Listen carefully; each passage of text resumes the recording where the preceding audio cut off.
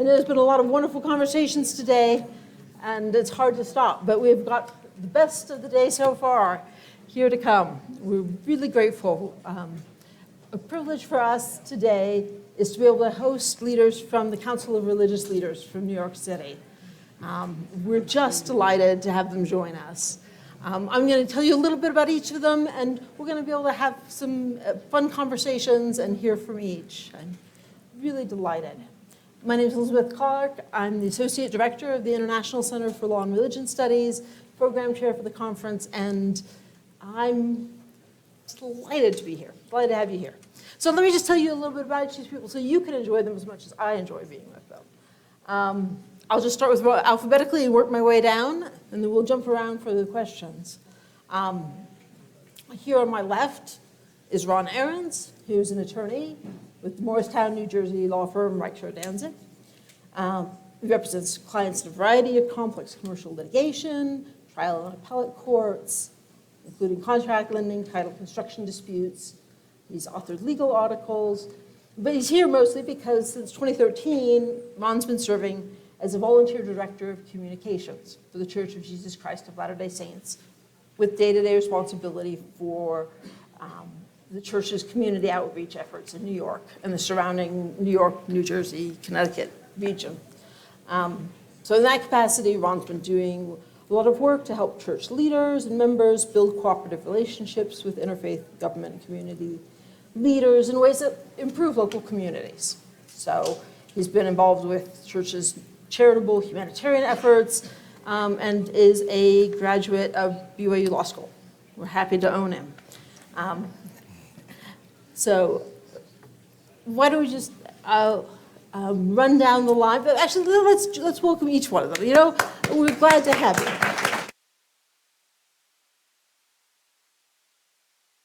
Next, we have Bishop Brown. Bishop Victor Brown is the senior pastor at Mount Sinai United Christian Church.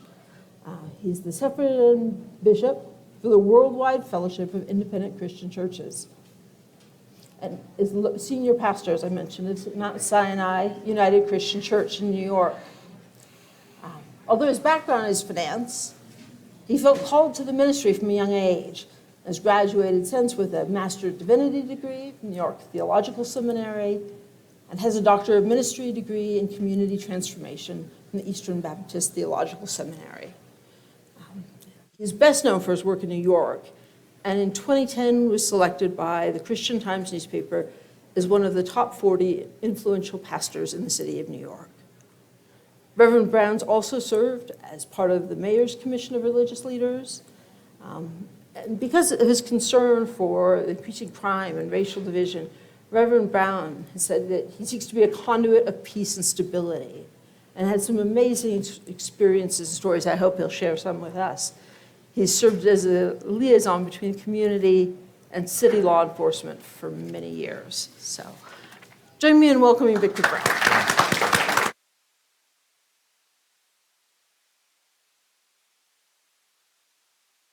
Thank you. Glad to have you here. Next is Rabbi Diana Gerson, who's the Associate Executive Vice President for the New York Board of Rabbis. She's played a key role in confronting family violence, sexual abuse, and exploitation.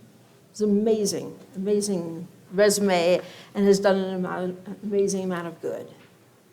Rabbi Gerson's developed training programs for the New York City Mayor's Office to combat domestic violence. And she's worked across faith communities to provide family violence prevention education and training for thousands.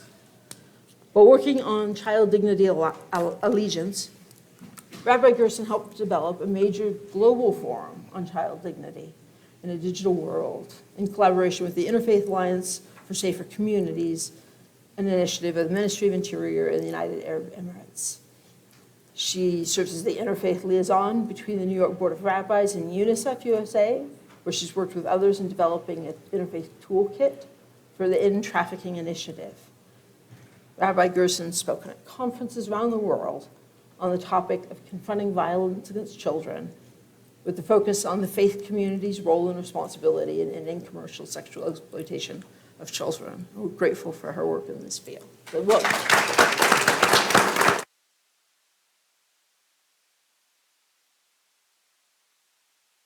finally, but certainly not least, we have Monsignor Sullivan, who's been the Executive Director of Catholic Charities of the Archdiocese of New York since 2001.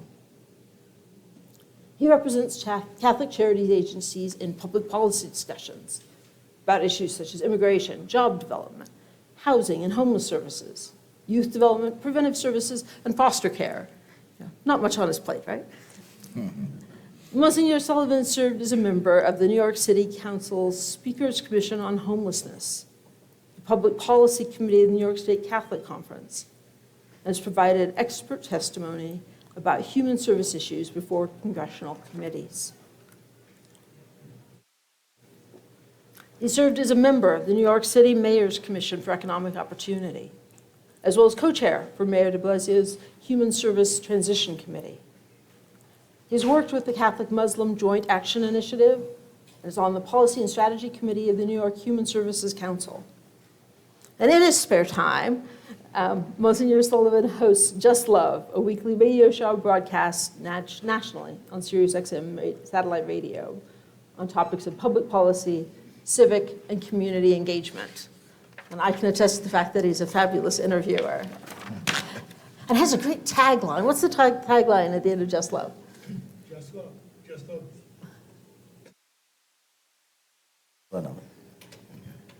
Just love. Just love God, just love your neighbor, just love yourself. And our world will be more just and it will be more compassionate. That's it. That's nice.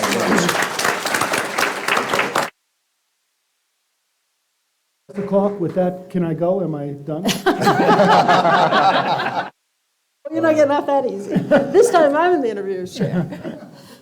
So, well, I'm excited. You know, today we've been talking about religious freedom, we've been talking about interfaith interactions, building a peaceable community, working together, living together. And the title of this session draws from Rabbi Lord Jonathan Sacks, who is chief rabbi in the UK. Just an amazing man. He coined the phrase, dignity of difference. His idea is to eliminate among religions and peoples, not just by finding common, but seeing dignity in our differences, seeing the value that it brings. I don't think the same way you do, and that's a and this ties in with sort of the whole conference, this idea of religious freedom as a strategy for living together with differences and respecting each other, even though we have our own fundamental commitments. Well, as you've heard from each of them, these are amazing people who are doing wonderful. And I just want to take a few minutes with each of them and let them tell me a little bit more about sort of what they're doing. Let me start with Rabbi Gerson, if you don't mind, put you on the hot spot. So you've been doing all this interfaith work, building bridges, working to prevent child exploitation, children's rights. You know, tell us a little bit more about your work, how you brought people together. You know, what has brought you to this topic? I mean, it's such an important one. Firstly, I want to say thank you for having us. This has been an incredible experience being with you all, and certainly convening these panels is incredibly inspiring. Not just because we get to work together in New York, but because so much of what we do. I'm not quite sure who that is. I think they're fixing it in the back there. But we get to do this work, and it becomes a model for how we can do interfaith work and engagement worldwide. I have had the opportunity for the last 18 years to serve at the New York Board of Rabbis, which is an interdenominational rabbinic organization. We have rabbis of all the different denominations, and the majority of our members are in the greater New York area, New York, New Jersey, Connecticut. But we also have members around the world. And we get to see what's happening around the world through different lenses. And I think that that's what we used to usually talk about the United Nations as a glocal lens. I did not coin that phrase. Actually, I heard it first from Ryan Coe, who works for the Church of Jesus Christ of Latter-day Saints and represents you at the United Nations in New York. But the reality is, if we look at the world's population, over 80% of the world's population self-identifies as part of a faith community. Over 70% of the world receives education or medical care through faith communities. From solving the problems of our planet of our communities and society would be a great injustice. We have to find the pathways to work together. So when we find an issue that is pervasive, that impacts our communities, and certainly when we start talking about online exploitation of children, that knows no boundary. If we go on the internet, it doesn't stop at the state border. It doesn't stop at our national borders. The internet is everywhere. And a child exploited in the Philippines is equally suffering as a child exploited in New York City. We have not just a responsibility as citizens, as parents, as faith communities to stand up to that injustice. So how do we work together, and how do we hold tech companies accountable? How do we hold our leadership accountable? And how do we work together using our moral authority to make a tremendous difference? And once you start focusing on the big issues that impact us all, you realize we're all here for common purpose. We find those pathways, we find those connections to one another. So when I sit on the Child Dignity Alliance Board, that's an initiative of the Vatican. And they have a rabbi. And the Interfaith Alliance for Safer Communities, which is founded some years ago, well, it brings together faith leaders from around the world. And it's an incredible thing because we can find solutions together. And so your children and my children are our children. And they're all children of the same God. So it was a privilege to do this work. It's a sacred task. And nobody does it alone. You've been impressed.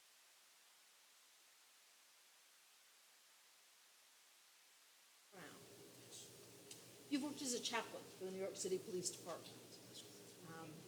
That's got a. You can't hear me in the back? All right, I think there's. Hello? You can hear me now? Okay, perfect. So Bishop Brown, you've been a chaplain for the New York City Police Department. Some really difficult situations, very stressful situations.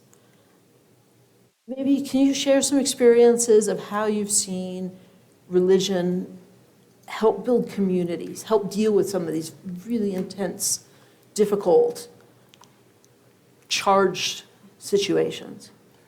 First of all, let me begin by appreciatively applauding our conveners and those who have brought us together. The carpet of hospitality has been rolled out for us in such a magnificent way. And for me personally, when I look at what I've experienced through the lens of what's going on in our greater society, with the divisiveness that is going on in our country, the tribalism that's going on in Washington, and the fact that we have so many hate mongers that are going about in this country trying to divide us. The experience we have had over these past couple of days have served as a reigniting of the flame of inspiration, that there is so much good that still goes on in this society. And so I just want to thank those who have brought us in. Thank you so very much.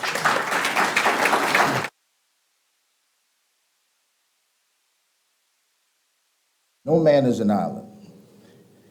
And if we are to engage the difficult issues that we are confronted with, then we have to have an internalized contextual understanding that serves as a basis for why we do what we do. Because if we don't know where we're going, any road will take us there. So I come at it from the perspective of understanding that I cannot tackle the ills of society by myself. Communities are built in partnership. The question is often asked, how is it that persons of various faith traditions can come together in such a way that it makes a profound difference in our society? And so I come at it this way. When you juxtapose all of the religions, I find that there are at least 4 beliefs that are common to them all. Number one, that there is a supreme deity. And number 2, there is a set of tenets and laws and beliefs that are embraced as it relates to how relationship is maintained with that supreme being. Number 3, a belief that good will triumph over evil. And number 4, that within each of them, there is a call to service. And so it is within that sphere, within that call to service, that there is latitude and potential to embrace the call to come to the table of compromise, mobilization, and strategy.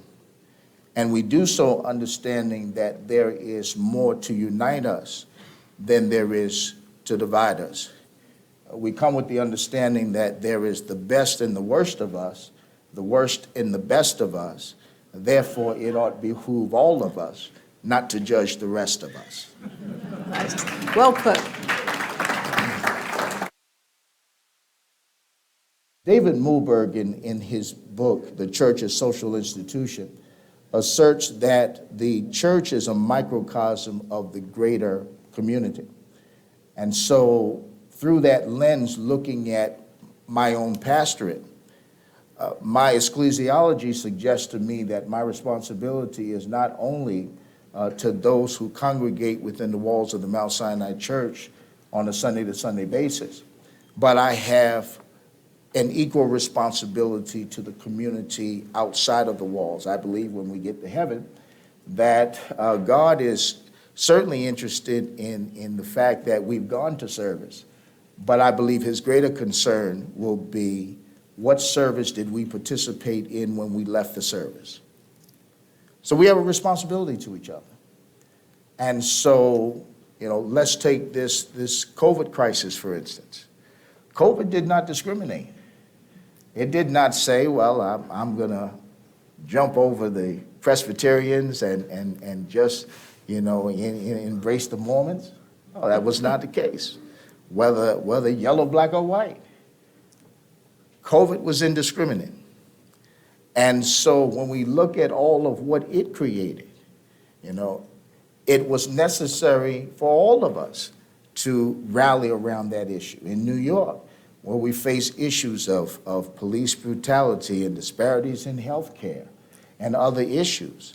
If there's disparity in health care, if you happen to be a Muslim and you have children, your children could be ones that are discriminated against. It could be members of my own congregation. So there is so much that is there to bring us together.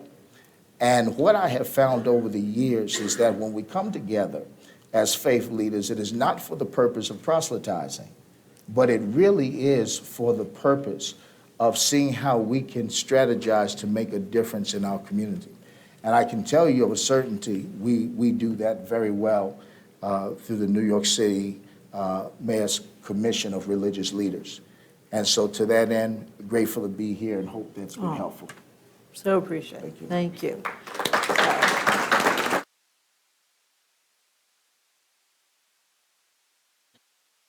Well, Monsignor Sullivan, haven't forgotten about you. You do so much work with those who are in the hardest of situations, alleviating suffering, helping the poor, helping those who are on the margins of society. Tell me a little bit about your work and what drew you to it and how have you been able to make a difference? It must feel overwhelming. I mean, New York City is a city with a lot of needs. Sure, and let me just echo what Bishop Brown said. The only way you do this is because you have some belief that good can triumph over evil, okay? It is critically important for religious people not to be looking at the world through rose-colored glasses. There's a saying in one of the Catholic things, it's better to light one light than to curse the darkness. Yeah, but sometimes we're so dense we don't even know it's dark. So somebody's got to point out that there's darkness there. And our Catholic tradition, we are really great because we've made a whole sacrament of sin. So we believe in sin, okay? And as one of the great Protestant theologians said, sin is one of those theological mysteries for which there is ample empirical evidence. So in an age that wants to believe in science, believe in sin, because we can talk about it. But I say that is because that is the basis, and our firm kind of Catholic belief is that it's rooted in our Christian values. And one of those values is that every individual is made in the image and likeness of God. And therefore, from our perspective as Catholic Charities, our services, our help, our engagements, our partnerships cannot be limited to Catholics alone, because that would be a betrayal of our Catholic faith if we didn't serve people of other beliefs. And the other core Christian belief, which I've seen a number of times in the past day or so, is that those of us who kind of usually stand in the front of congregations and lead people in prayer and kind of talk to God, well, we better look at some of those books which say that if we're only talking to God and we're not helping our neighbor, we really are liars. And, you know, I don't like to be called a liar. So part of what we need to do is to see that in inextricable connection between faith in God and faith in one another. And so the work that we do at Catholic Charities is trying to alleviate some of the suffering, but providing the help in a way that respects human dignity, because it creates hope and empowers those whom we help to live better.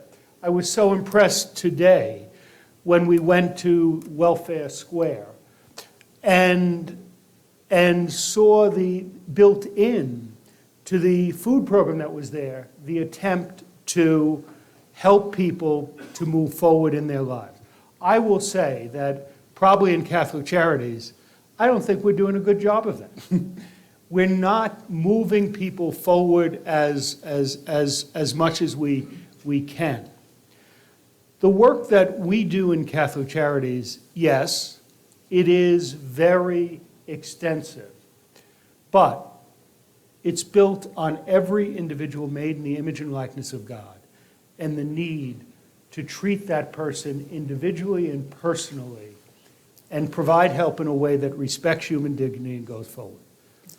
We don't do it all the time, but we also have to do it in partnership with others. We can't do it alone. We shouldn't do it alone. And so that is why it is so important for religious groups to work together. And I think recognizing the reality of evil in the world, which Bishop Brown spoke about, we have to understand both the tremendous power of religion to create and divide and destroy.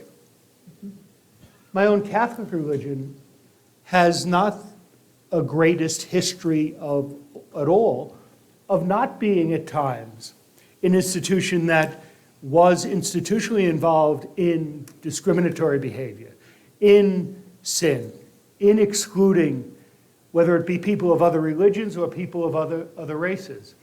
But I have to say, and one of the things that I think we have a major contribution to make to the world today is we believe in conversion. And we're living in a world which far too often wants to go against our national pastime and say, one strike and you're out. And Jesus said not 7 times, but 70 times 70. Yes, sir. Now, that's not to be a laxist and to say anything goes. But if we begin writing out others and our partners for one sin, as Christians, That's right. that betrays us. But the political culture in which we live, in too many ways, both left and right, is willing to do that. And so I think the role we have as religion is to inextricably link love of God, prayer, with care for neighbors, and to engage in a civil discourse which is absolutely firm to our own religious beliefs, but doesn't think that you are weak because you're civil and gentle and respectful of others. It's not how much you shout. It's how much you respect one another.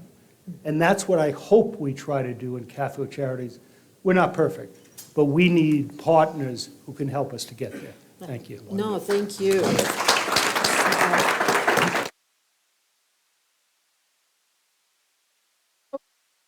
To some of the things you said and talking about sort of how do we draw on the best of our beliefs? How does that inspire what we do? Because I think you made some really great insights in that and sort of the challenges too.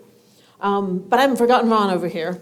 Sorry, Ron, I gotta say, We can listen to them all day. you're outclassed. Nothing personal, but What you really He's meant to girlfriend. say is you saved the best for last.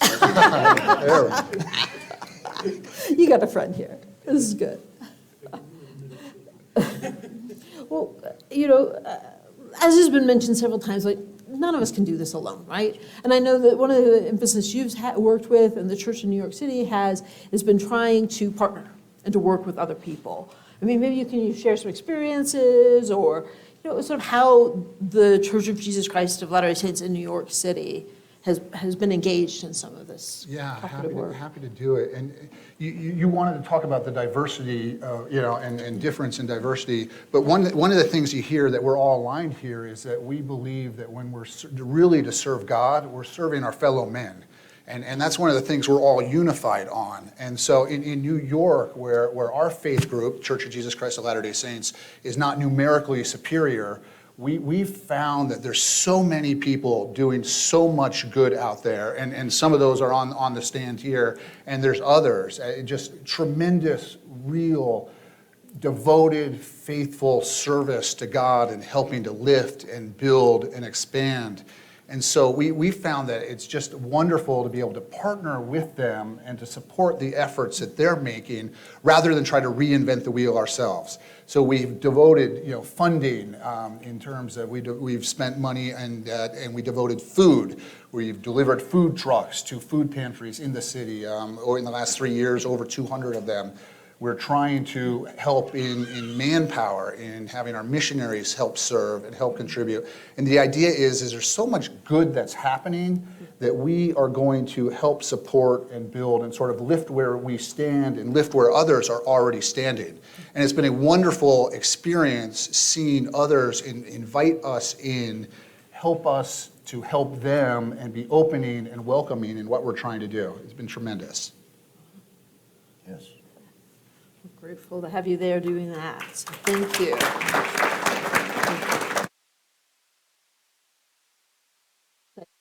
Of sort of how do our beliefs influence what we do? They don't always, right? We're not perfect. But I loved what the Monsignor said about being able to, the power of religion to create or destroy, being able to treat others with dignity because they're created in the image of God, trying to be civil or gentle or respectful. I deal with religious freedom every day. That's my specialty. And I find people who come to me and say, why should I care about religious freedom? And to me, the answer is people like you. Because if our religion is tied to the kind of incredible works that you're doing, then that religious belief needs protection and support. But I want to hear from you. You're doing these just incredible outreach, working with all kinds of needs. How is it that you see that connected with your religious beliefs? Yeah, please. Well, first and Brad. foremost, the Constitution makes provision for religious freedom. That's number one. But number two, our individual faith mandates of us service, and a service that imposes upon us the responsibility of being the hands and feet of God. And in our service, we discover that it is impossible for us to love vertically and not love horizontally. It is hypocritical to seek forgiveness vertically but won't extend forgiveness horizontally. Yeah. So we are called by God to walk in agape love. And agape love is unconditional love. It's not, I'll serve you as long as you are of my same religious belief, or I will work with you and love you, as long as you agree with my tenets and beliefs. No. That's to do that is antithetical to who God is. For my faith tradition, I believe in Christ, and not only in Christ's lordship, but in the fact that if he is not Lord of all, then he is not Lord at all. He's Lord of all of us.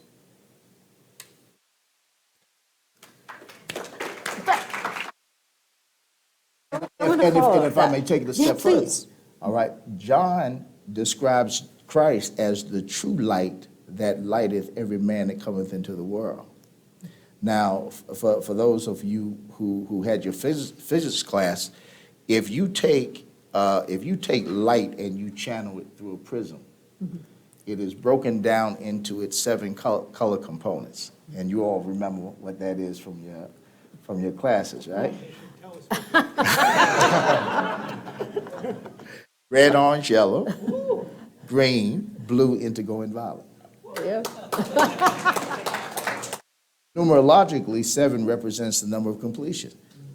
Do you know if you have just one of those color components missing, then you do not have light? He came as the true light that lighteth every man and woman that cometh into the world. So he didn't come as just a Jewish phenomenon, but he came so that the tent is so large, it allows for all, whosoever will. Yellow, black, and white, we're all precious in his sight.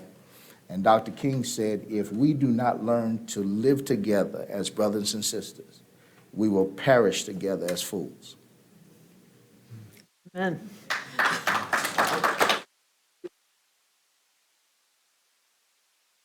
Rabbi Gerson, you have some thoughts you want to share? I'm pretty sure that's my microphone making some noise. Sorry. It's okay. Just feel bad for y'all. We'll do it. Religious freedom. Use a different mic? Yeah, maybe we can get. We'll try that one off. Try that one on. Perfect. All right. Magnifique. Exactly.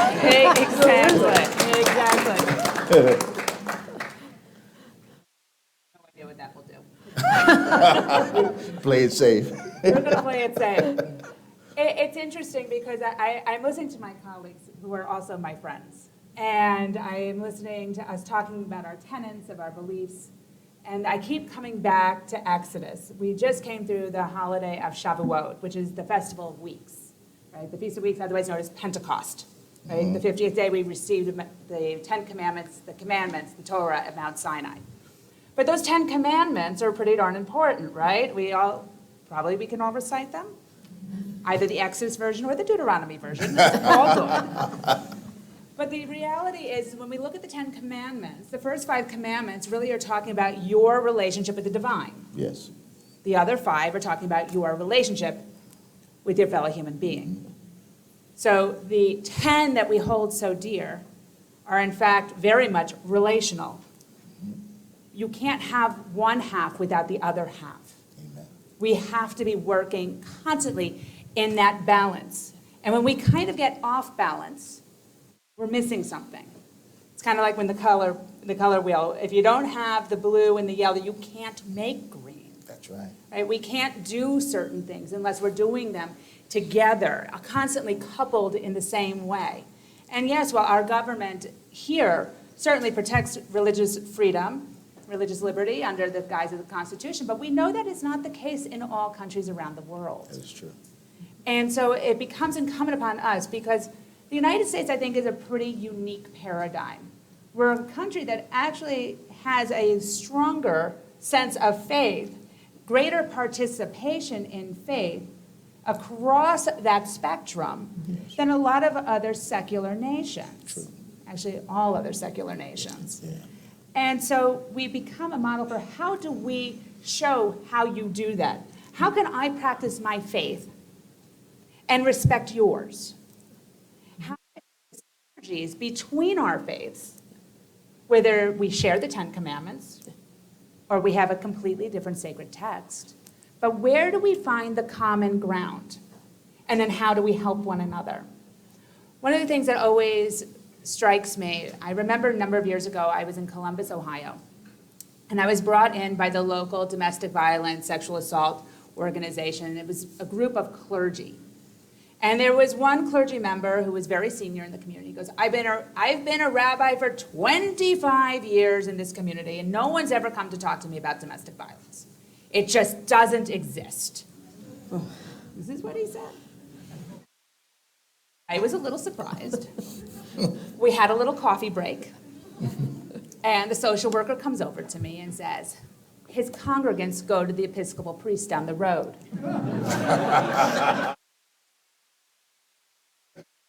Faith partnership. It is about partnership.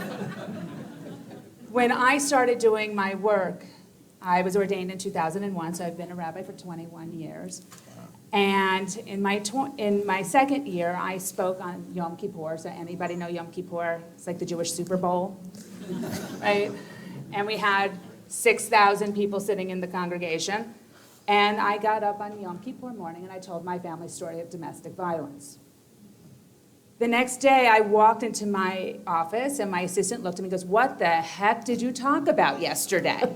And I said, why? What's going on? And she's like, the phone is ringing off the hook. I'm getting emails. People want to come and see you. And I was, okay. They want to talk to me about my story? I know my story.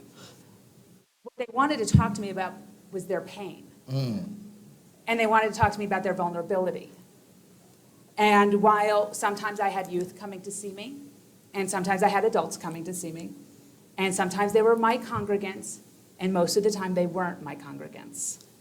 The word got out very quickly in community that I was a safe person to talk to because I understood what it means and what it feels like to be vulnerable. Rabbi Potasnik said yesterday that when you take the first letter and the last letter of the Torah, you get the word lev, which means heart. And I think that's what it all comes down to, is heart. How do you open your heart? How do you not just see? How do you not just hear? How do you not just smell? But how do you open your heart so that you feel? And I feel, and I sense in today's world where our young people are so busy looking at their phones. You ask any teacher, you look down in the classroom and every kid's face is glowing from the screen. Nobody passes notes the old-fashioned way anymore. Yes. But the reality is our children are forgetting how to feel. Feel hope, feel pain, feel love, feel empathy. And that's our responsibility. Yes. And they're not just going to get it in the pews. They're not just going to get it at church. They're not going to just get it at synagogue. And they're not just going to get it at mosque. This is something we work so hard to get out of our communal congregational spaces. I've always had this image of senior religious leaders walking the streets in the neighborhoods of New York City. Get out of your congregation, go and meet with kids, talk to people. And you will find that they will respond when you look them in the eye and you talk to them and you hear their story, you feel their experience.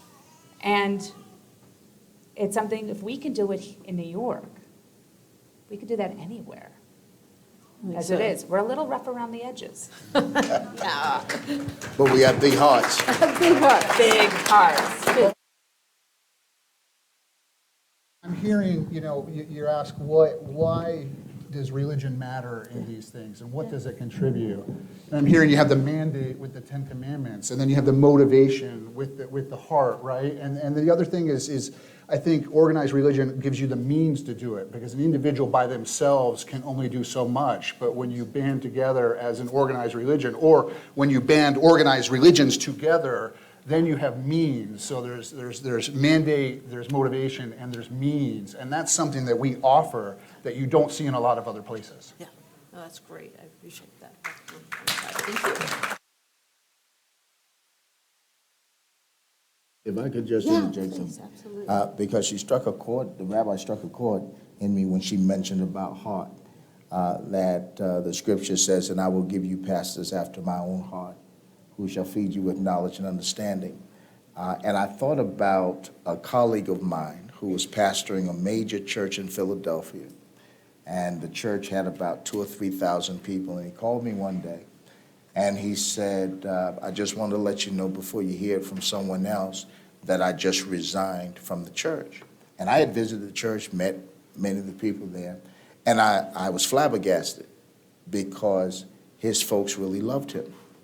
And I said to him, I said, why are you stepping down? He said, because, I've done some internal searching, and I've come to an understanding about myself. I said, well, what is that? He says, I've come to the understanding that I just don't like people. He said, I'm going through so much internal pain and I'm going through so much internal struggle that while folks are coming in telling me about their problems, I'm saying, you think you got a problem, you ought to hear my story. And so he had the wisdom. He said it would not be fair to the people entrusted to him to stay in that position. And what it says to us is that you really, as faith leaders, we can't do this work unless we understand that we are not called to love people for God. We're called to love people like God. When you love people for God, it's a job. When you love people like God, it's a vocation. And it gives you the strength when you know you've been called to this, that you have the same enthusiasm, whether someone thanks you for your service or not. You do it because you've been called to do it, because you have the heart of God. And that's my passion. And so I get up in the morning thinking about what can I do to serve as the hands and feet of God, so that someone, whether it's by something I've said or something I've done, that it has made their load a little lighter and their pathway a little brighter. Because I seek to love people like God and not for God. That's great.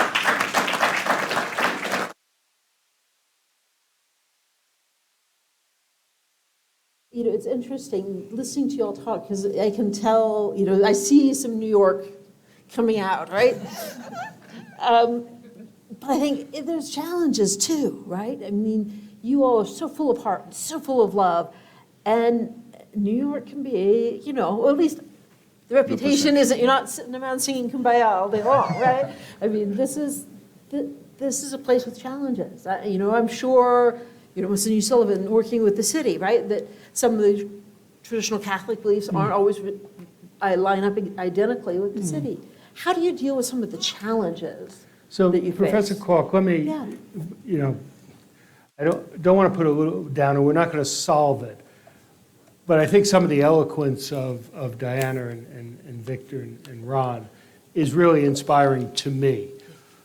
I do want us to realize, because you introduced the topic of religious freedom, that we do have some challenges as a nation, okay? Yes. And, probably, I believe the Church of the Latter-day Saints honored Bob Abrams a week or so ago, and I heard Bob speak at an event in New York City, and he laid it out pretty carefully. Religious freedom is not about primarily worship in the United States. In other countries, it maybe is. But it's about, can you act in accord with your religious beliefs in the public square? Yeah. I will guarantee you that on this panel and in here, what people believe their religious beliefs tell them about human relationships is quite different. And they may be oppositional. How we have to learn to deal with, how do we permit religion to act accord with its tenets, when in acting in accord with its tenets, some will say is discriminatory, how do we do that? And probably sometimes it is, probably sometimes it isn't, and we're not going to agree on when it is and when it isn't. Let's just talk about it. I mean, it comes in a lot of the relational issues related to the LGBTQ community. We have a tremendous job in the religious community when the Roe v. Wade decision comes down, that it not tear us apart even more than it's going to. And those of us who maybe have a certain deeply held position about it, others have another deeply held position, we got to figure out how we have the freedom to engage in civil discourse. I got to tell you, I don't know how it's going to happen, okay? But we have to try to not needlessly further the problem. And I don't know the answers because it's just a very, very difficult thing. But I think everything we talked about here is at the essence of how we act in the public square. But there's a significant segment of how we act in the public square that's problematic. And it's getting worse. And how do we do it without tearing ourselves apart? And I do have one recommendation. Please. It has to do with those of us who are working together on so much of what we agree on. We have to just be able to talk to each other about what we disagree with. And maybe it's not, and it certainly is not at a press conference. And I know, pardon me, permit my own kind of religious tradition, and I don't mean to offend anybody, but it might even be over a drink in a bar, okay? Or some water and lemonade, if that's better. Okay, but I don't need to say more. I just wanted to put it out there as something that we got to deal with. I appreciate that, because it is. It's, thank you.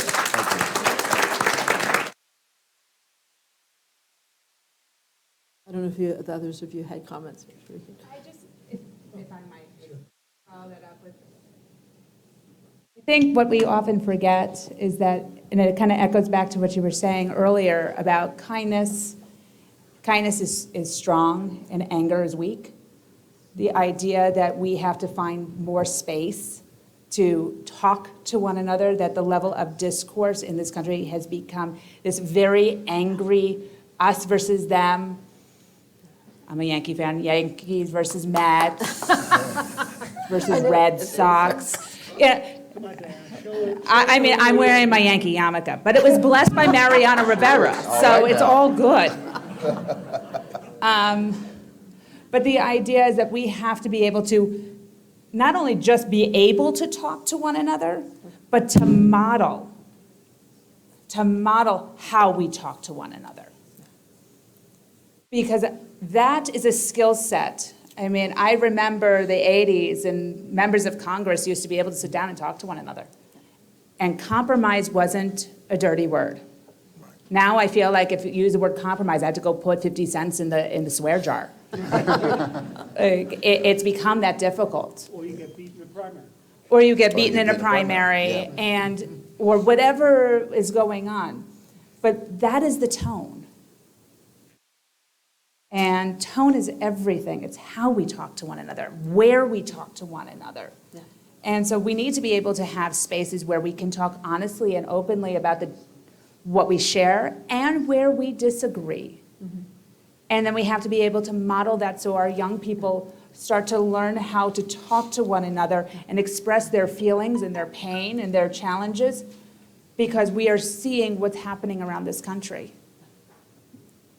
A child can go and buy an AR-15 and go shoot somebody before I can renew my driver's license at the DMV.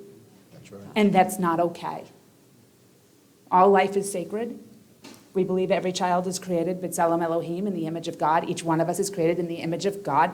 We have to do better. You know, the concept of mommy, do better. You know, as much as we tell our children, use your words, so do we.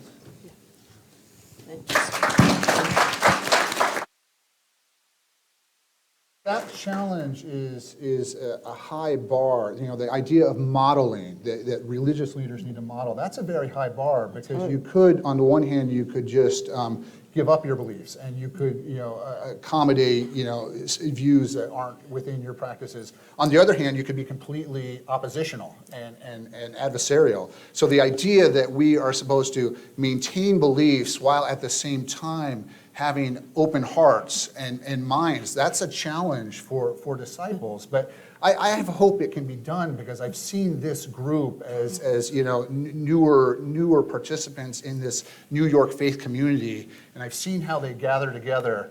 A bunch of us were at an interfaith Ramadan at the Albanian Cultural Center about a month ago, and all the Cardinal Dolan, Rabbi Potasnik, you know, Monsignor Sullivan, Bishop Brown, I think you were there, you know, just all there being together, supporting one another. And it's that sort of attitude, and it's that sort of commitment to being open and dialoguing that's going to help make these problems better. That's great. That's great. Thank you.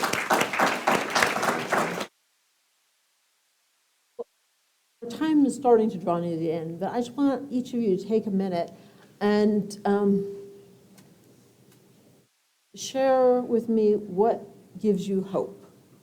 All right, we've talked about some of the very real problems there are, and they are the divisions, the hatreds, the difficulty, keeping our own beliefs and being open and loving with others and engaging theirs. What gives you hope to keep doing this day after day? Let me give you one simple anecdote. There's a gentleman who's at the front door of the church who is obviously with severe mental and emotional issues. He, in the middle of winter, he may have pants on, he may have shoes on, he's got a sheet over him, just very, very troubled. At the 7:45 Mass every day, I don't know how, but he figures out how to come in at communion time and receive communion last, okay? That's one thing. But the second thing is, people do give him money. I caught him about 3 or 4 weeks ago with a handful of dollar bills, walking back into the church, and he put it in the poor box. Somebody a long time ago said, we have to live in a world where no one is so poor that they have nothing to give, nor anyone so rich that they have nothing to receive. He gives me hope that we can succeed. Wonderful.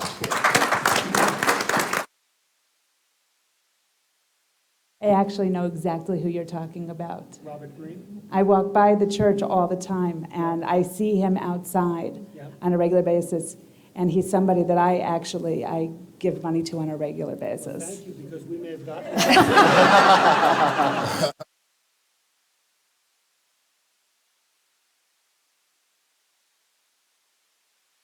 Two things that give me hope. One, we have seen so much tragedy, and I am always amazed by who comes together. I remember not so long ago, after the shooting at Tree of Life Synagogue in Pittsburgh, and the first phone call that I received was from a friend of mine who is a sheikh in Nairobi, on the other side of the world, who saw it on the news, and he called my phone in the middle of Shabbos morning services in a total panic and sent me a bazillion WhatsApp messages. Are you okay? Are you okay? Where is Pittsburgh? But the fact is that he saw the news and he was worried because I'm his friend. And that gives me hope.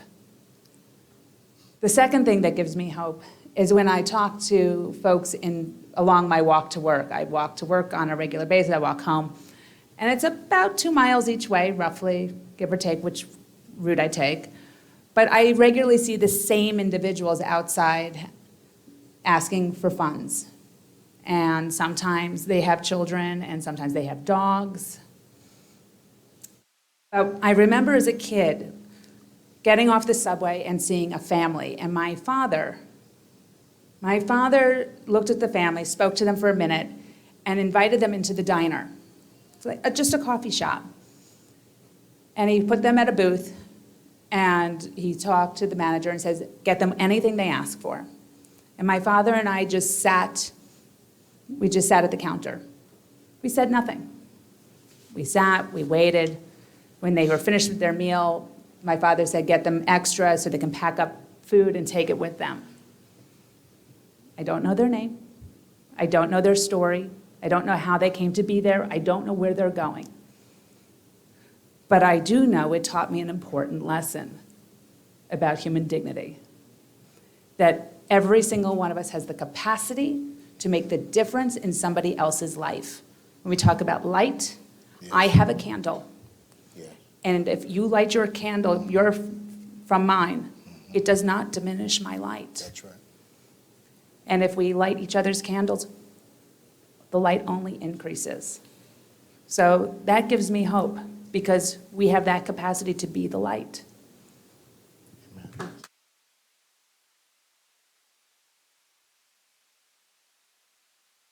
One of the things that gives me hope is this tremendous experience that we have had in just these past couple of days. An experience that, with my best attempt at linguistics, I cannot reduce to words how phenomenal this experience has been. The depth and breadth of love that has been shown unselfishly to us is a story that really needs to be written up. I think journalists across this country do a poor job of lifting up the best that we have to offer in this country. What we were exposed to this morning is such a great testament of being the hands and feet of Jesus and addressing the issues of the least of these. I believe it's in Luke chapter 4 in the New Testament, where Jesus goes into the temple and he picks up the book and he turns to what is couched in Isaiah 61, and he says, the Spirit of the Lord is upon me, for he has anointed me to preach the gospel to the poor. Now, when you do the etymology of poor, it comes from the Hebrew ani, which connotes that there is a responsibility to physically deal with the poor. But the concomitant responsibility that's couched in that etymology is that we must internalize the responsibility to challenge the institutions that create the deprivation. So it's not enough for us to just love. We know we have the capacity for change, and that gives me hope. But Martin King says change never rolls in on the wheels of inevitability. Mahatma Gandhi said that our responsibility is to become the change we wish to see. So we come to discover that all that is necessary for the forces of evil to win out in this world is for enough good people to do nothing. So if this is in fact government for the people, by the people, then we have a responsibility to tell Washington what we want. Because I can tell you that what goes on in terms of the rancor in Washington really does not reflect what the views are on pavement level. It's up to us. This is our nation that is supposed to be under God, indivisible, with liberty and justice for all of us. Well, let us step into the arena of responsibility and let us make this country the best that it can be. And that's my hope, that we have the potential to make it the best that it can be.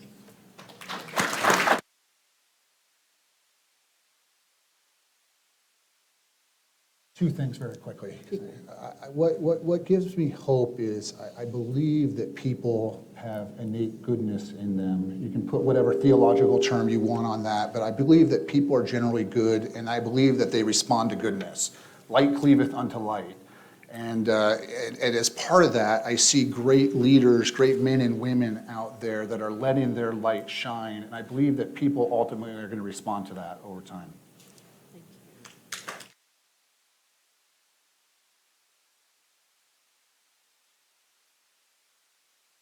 We've been really blessed to have all of you here, to learn from you, to get to be with you. So If you wouldn't mind again, join me one last time. Thank you, Nelson.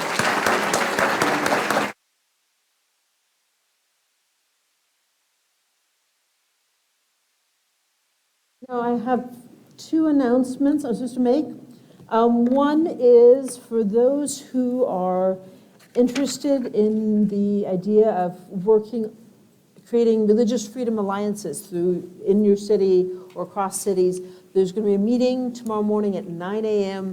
in the ballroom just down the hall here. You're welcome to join, no obligations. And I want to ask forbearance.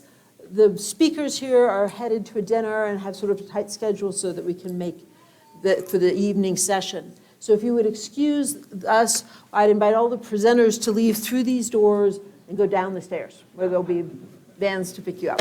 So thank you all.